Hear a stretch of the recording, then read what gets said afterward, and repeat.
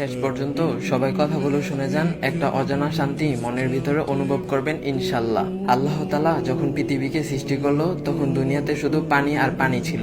তখন আল্লাহ পাক পানির উপর জমিনকে সৃষ্টি করলেন বিছানা রূপে। পানির উপর জমিন কাঁপছিল, তখন আল্লাহ পাক পাহাড়কে জমিনের উপর পেরেক স্বরূপ ঘেরে দেন এবং জমিনের কম্পন বন্ধ হয়ে যায়। তখন ফেরেশতারা অবাক হয়ে আল্লাহকে প্রশ্ন করলেন, হে আল্লাহ, পাহাড় এত শক্তিশালী, আপনি পাহাড়ের চেয়ে শক্তিশালী কি কিছু সৃষ্টি করেছেন?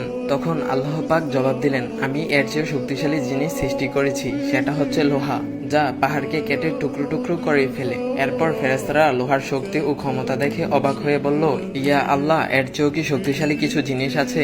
আল্লাহ পাক জবাব দিলেন, হ্যাঁ, এর চেয়েও শক্তিশালী জিনিস হচ্ছে আগুন, যা লোহাকে গলিয়ে পানি করে ফেলে। তখন ফেরেশতারা আগুনের শক্তি দেখলো, দেখে অবাক হয়ে প্রশ্ন করলো, হে আল্লাহ, আগুনের চেয়েও কি শক্তিশালী কিছু আছে? তখন মহান আল্লাহ পাক জবাব দিলেন, হ্যাঁ আছে, পানি, যা আগুনকে নিভিয়ে দেয়। ফেরেশতারা পানির ক্ষমতা দেখলো আর অবাক হলো। তারপর বলল, ইয়া আল্লাহ, পানির চেয়েও কি শক্তিশালী কিছু আছে? তখন মহান আল্লাহ পাক বললেন, হ্যাঁ আছে, এর চেয়ে শক্তিশালী হচ্ছে বাতাস, যা পানিকে উড়িয়ে এক জায়গা থেকে আরেক জায়গায় ফেলে দেয়। ফেরেশতারা বাতাসের শক্তি দেখলো আর অবাক হয়ে বলল, আল্লাহ, এর চেয়ে শক্তিশালী কি কিছু আছে?